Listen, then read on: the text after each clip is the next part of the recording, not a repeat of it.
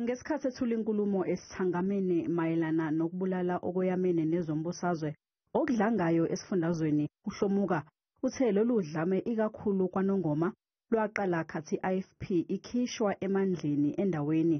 Usihlalo we-IFP KwaZulu Natal uThami Ntuli uthi lo mbono kaHlomuka unobudedengu. Is a very unfortunate statement said by someone who in the province is supposed to be a leader of the police and assist the community in actually ensuring that the police are well resourced so that they are able to investigate.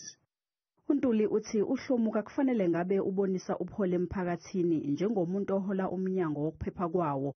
Uthi lokhu kubulala kumayelana nezikhala zamakhansela kanye nomzabalazo weinsiza zamathenda. The political killings, they are intra-political parties.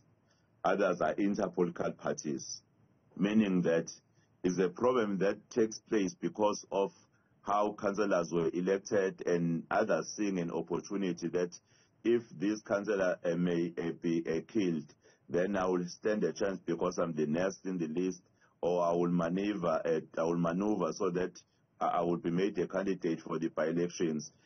Ngaseqaleni kwalonyaka i-IFP yasuswa kwesobumeya ehlalankosi nesasiphethwe ngu-Albert Mngcwango kwangena i-NFP eyathatha sona esobumeya ngomshangane ndabandaba kwathi iphini lakhe lavela eqenjini i-EFF ngokhansela uSabelo Nkosi njengoba esikaSomlomo sathathwa yi-ANC ngokhansela uBabongile Sithole owabe engumholi wophiko lwentsha lwe-ANC. What we are then putting is a matter of fact to say, since the local government elections, there's never been any councillor that has been killed in Nongoma since 2021 November up to recently, when there's been changes in the council of Nongoma. uHlomuka umemezele ukusungulwa kwekomiti elibandakanya amaqembu ehlukene elizobhekana nokubulala Okuyamene nezombusazwe esifundazweni ngaphambi kokhetho lwangonyaka ozayo.